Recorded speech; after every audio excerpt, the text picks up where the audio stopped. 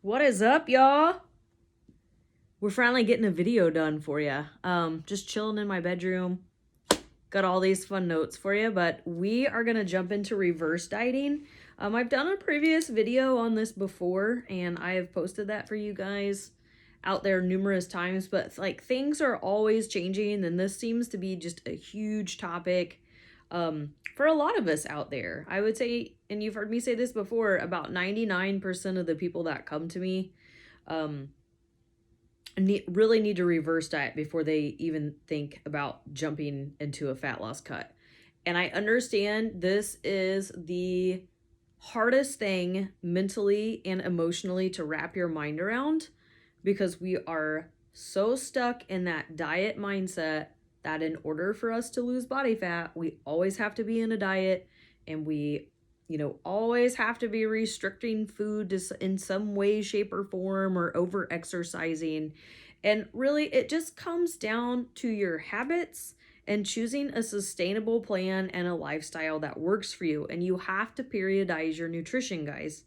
I can't stress how important this reverse dieting part is. You've heard me talk about like the whole skinny fat term, via Instagram. So what happens, when you get that, like we're looking for body recomposition changes, like you want that athletic physique. You guys want to look like you work out. I mean, you guys are busting your asses in the gym and you want to look like it, but you have to eat and fuel and train your body appropriately and make sure that you're healthy first, like in order, to get that. So let's just jump into this. I wrote down all of your guys' questions because I got a whole bunch. I would say over the course, probably the past month, really, I've been recording these down.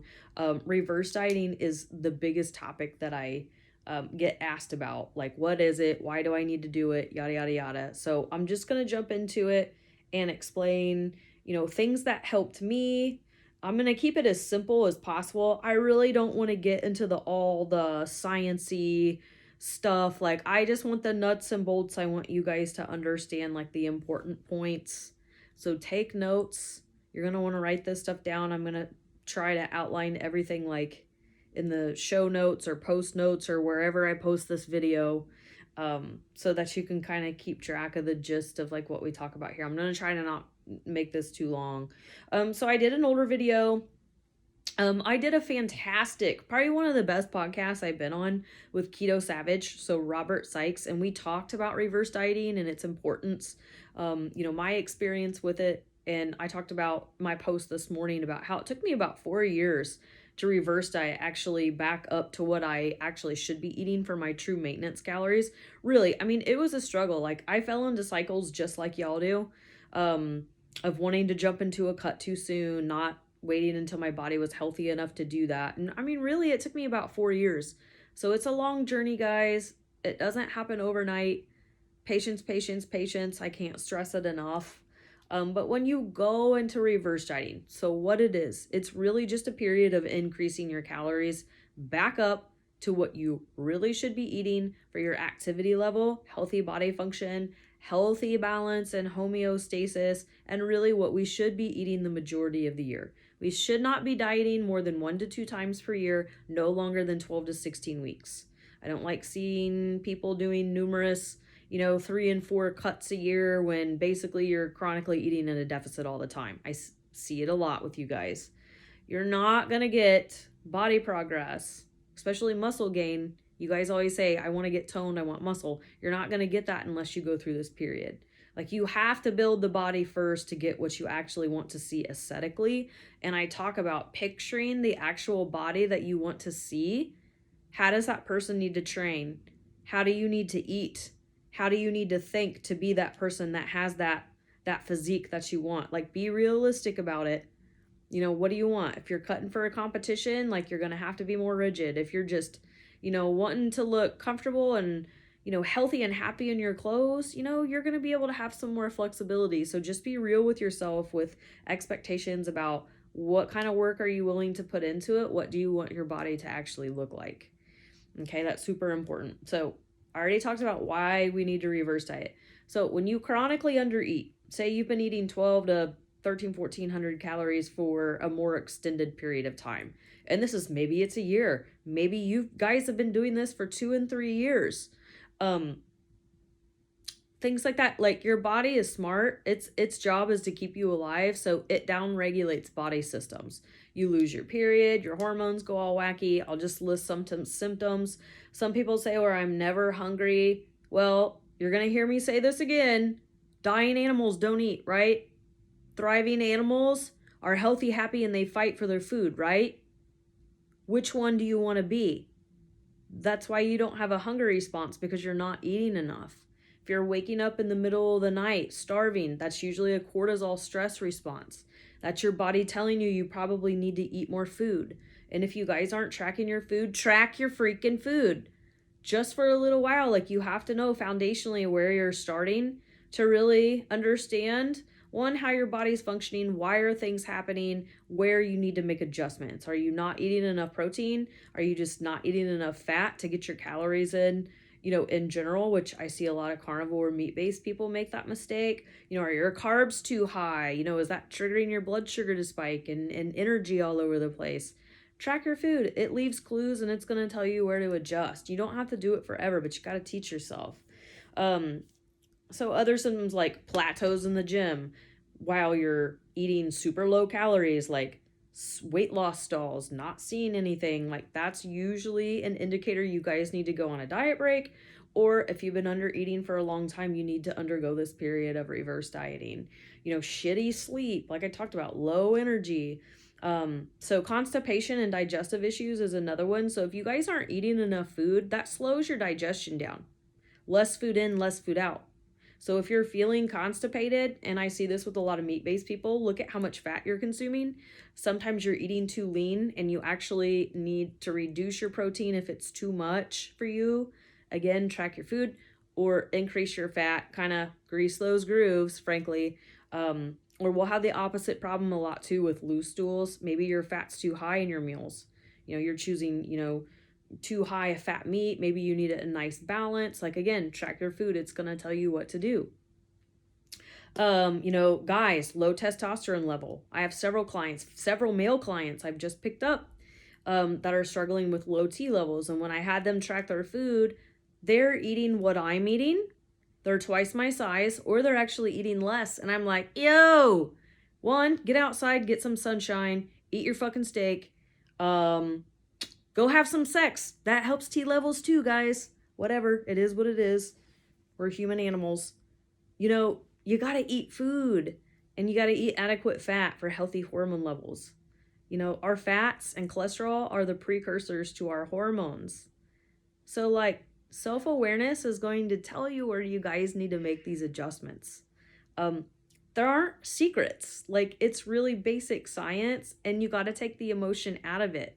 Because that's the biggest thing that hinders you guys in a reverse diet, is you compare your story to everybody else's.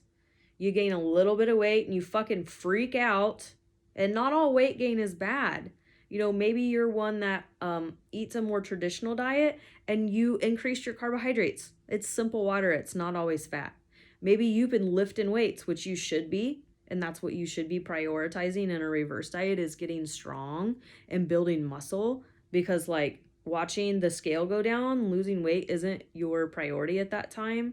You have to set progress points in other areas. Maybe it's, my energy's fantastic now that I'm eating more food. I feel good. I can go out, have cocktails or whatever, enjoy meals out with my family and not have to worry about it because you're going through this period. It really is a magical period, guys. If you just learn to appreciate the journey and focus your progress points on other areas, like getting stronger in the gym and getting, strong, like, your lifts going up, workouts feeling great, not feeling tired all the time, because fat loss cuts aren't all that you guys think that they're cracked up to be. It's not like having a super lean physique. One, it's really hard on the body. It's stressful. Learn to enjoy this period of maintenance and reverse dieting. Like, it's great, guys. It's really not that scary. Most of you are not going to put on 30 and 40 pounds of fat like you think you are. You may put on 5 to 10. And I talked about because basically I was reverse dieting. I was eating more food. I was eating in a surplus when I started the carnivore diet, and I put on 15 pounds. It was just 15 pounds. And guess what, guys? About month 8, a year into it, finally, when I figured things out, my body started dropping weight and I maintained my weight on 2,000 calories a day. 1,800 to 2,000.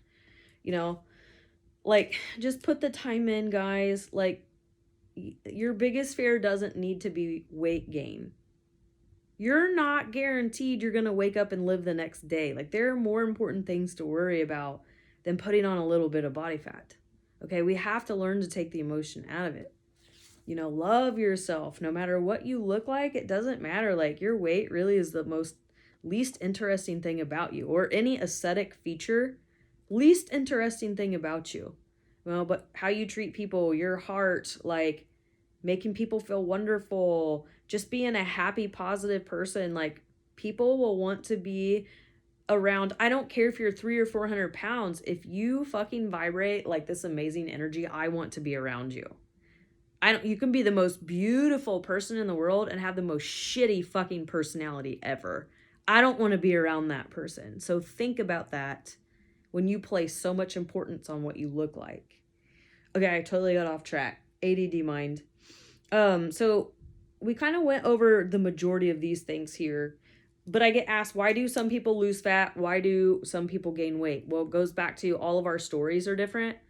Track your food. Maybe someone was eating in a surplus before, or eating foods that made them inflamed. They didn't digest well and they changed their food, but maybe they're eating a little more food. They're feeling really good. Usually with more food, you feel better and you move more. So you're expending more calories that way. So just simple increasing activity has a lot to do with it. I had someone ask, so how do I change my workouts? Like if I'm in a reverse diet, focus on strength training, y'all. Like that's what this period's for. Build that muscle. So when you go into your fat loss cut, you've done the due diligence, 1, to make sure your body's healthy because you're eating plenty of food. 2, you're hitting your workouts. You're usually able to hit them harder. So maybe increase your volume a little bit. Throw in some conditioning days. Maybe, you don't have to, but maybe 2-3 times a week. Get your heart rate up. Challenge yourself a little bit. Lift a little bit heavier. Like that's what this period should be for. That way, when you lose body fat, you're going to look 10 times better. You're not going to get that skinny fat look because you've been undernourishing yourself, body, mind, and spirit. All right, so enjoy it.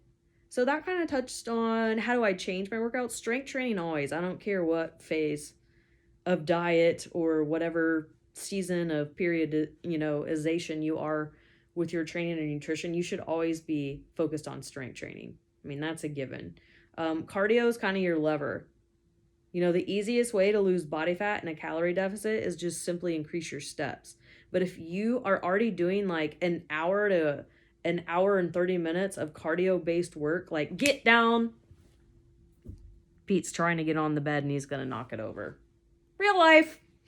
Anyways, he's really mad at me because I won't let him get on the bed. So use cardio as your lever. Like if you're already doing plenty of cardio, you don't have a lot more you can't like keep adding on 2 and 3 hours of cardio. So scale that back a little bit if you need to. Like you guys just need to walk. If it's just for mental clarity, just walk. There's no need to hop on a machine in the gym for an hour. Like no need to do that. Just use it for mental clarity. Get outside, get your sunlight therapy. You'll see me post about that. It's so important. It's good for vitamin D levels. Go walk barefoot outside, ground yourself. Like just get up and move around, clean your house. Hell, I use that as kind of like cardio this morning. I mopped my floors, swept. Like that's me getting my movement in. Multitask. I mean, be creative. Walk up and down your stairs. Listen to a podcast. Walk around. I walk on client calls. I have one here in just a little bit. I walk on client calls. I get tons of steps doing that, guys. Like just be creative. Cardio doesn't have to be like cardio. I hop on the treadmill for an hour. Cardio, it doesn't have to be like that. So just be smart. Just focus on being happy and healthy. Like really. It's really not that difficult. Okay, we already talked about that. So not all fat gain is not really fat gain. Not all weight gain is bad. Let me rephrase that. Maybe you added more carbs. Your body holds on to more water when you do that. You're increasing your volume of food when you reverse diet. So just having more food in your body. That's not fat, it's just extra food. Other things, just so I didn't forget anything. Muscle. You're wanting to gain muscle. Maybe you're gaining muscle. Like, we're all about them gains, right? Like, we want to look good, we want to look strong. So not all weight gain's bad. Like, that's good stuff. We want body composition changes. It's not all about simple weight on the scale, guys. All right, so not all of it's bad. You know, did you not sleep well? I know I'm up at least 2 pounds if I don't get very much sleep, or if I way over caffeinate, or if I'm super stressed, or if I had a really, really hard CrossFit workout or a really long lift. That's your body trying to repair itself. Your muscles hold on to water. It's just water weight. That's all that it is. It doesn't mean that you gain body fat. So stop freaking out. If you're one that has trouble with your relationship with the scale, don't weigh yourself. Take that out of the thing. Like, and I've talked about this before too. You look in the mirror, you're feeling good. You're like, man, I'm looking good today. Like, you feeling good about yourself. And then you hop on the scale and maybe it's up 2 or 3 pounds. And then you're like, you're a fucking piece of shit. Like, you shouldn't have had, you know, if you eat carbs, that piece of cake or whatever. Or I shouldn't have ate that half a rack of ribs because no, then automatically, like, it's not that your body really physically changed, it's your mindset. So think about how that affects your attitude, what you attract into your life, and like your entire day. Like, really, you control your thoughts, you control your life. Like, you can do so much. Like, you create your reality, you create your relationship, whether it's with reverse dieting. If you go into it with the attitude of, this is going to be epic because I'm gonna be able to eat food, I'm gonna have flexibility, I'm gonna get so strong in the gym, I'm gonna feel good all the time because I'm not restricting, I'm not overly fasting and doing stuff like that. If you go into it with that mindset, man, you're gonna have some awesome results. Such a better time. It's gonna be so easy. And people ask, you know, well, how long do I need to reverse diet? Well, I tell people, if you're a numbers person and you have to put data with it, usually it's, you know, like 0.5 to at least 1 times as long as you've been dieting. So just for simplicity purposes, if you've been dieting 12 weeks, you probably need to reverse diet at least 6 to 12 weeks. All right, if you want to put numbers with it. These are generalities. Again, everyone's story is different. It depends. Everyone's body reacts differently, but just general terms. I tell people, most people, when they come to me, if you've chronically been under eating for a long time, it's going to take you at least 6 months to a year probably to reverse out of it. Took me 4 years, took me about a year to adapt to meat-based lifestyle. So just to give you general, like, real life shit examples, it ain't fast. Have patience. If you're in a good place, like, how much do I jump my calories up? So take wherever you are calorically, you know, and jump it up like 15 to 25%. If you're in a good place, immediate jump, 15 to 25% of your calories. All right, I've made graphs on this and all kinds of stuff. If you guys scroll through, look in my highlights. I think maybe I have a PDF link or a blog link in my bio. All of my info is in there. And then after that initial jump, you know, just like get comfortable with it. And then maybe every 1 to 3 weeks, you know, up your calories like 3 to 10% or 50 to 100 calories if you want to speak in like caloric terms, you know, and it's going to be either via typically carbs or fats. For meat-based people that don't eat carbs, you're going to increase via your fats typically because protein should stay consistent. I still say I like to err on the higher side of protein, so 1 gram per pound of body weight if you're normal, healthy weight. Some smaller people, so me, I consume almost up to 1.5 times protein, but I lift, I'm super active, it works for me. I don't have any negative effects. Again, it's all going to be different. So like 1-to-1 ratio for maintenance levels for like carnivores is going to be a 1-to-1 fats to proteins. So say like 150 fat, 150 grams of protein. Okay. More traditional diets, I'd say most of the people that I work with are more carnivore, meat-based. It's going to vary. Most of you are going to increase via carbs and fats or carbohydrates typically. So yours will be a little bit different, but still I feel like your protein should stay pretty consistent. So high volume versus low volume foods. If you're one who's super uncomfortable with high volumes of food, that's when increasing your fats is going to come in handy. So choose fattier cuts of meat, you know, add extra fat because it's low volume. It's not going to make you feel so full as pounding like a whole bunch of meat. Same thing with increasing tons of fruits and veggies. Like if you eat carbohydrates, those are going to make you feel super duper full. So lower volume foods like, you know, cereals, honey, you know, if you're comfortable and have a good relationship with those things, those are going to be helpful. Shakes, still increasing your fat's going to help. Those are the biggies. I'm making sure that I touched on everything because this is getting pretty long. You know, adjust every 1 to 3 weeks. Really, that's pretty good, guys. And like, mindset's the hardest part. So just remember that going into it. If you tell yourself you're going to have a great experience and you're going to use this to grow and get strong and gain muscle, just for, you know, they're really short periods of time, but go through these short periods of time of being uncomfortable for long-term success. Like longevity really is our goal and being the strongest humans that we can be. All right.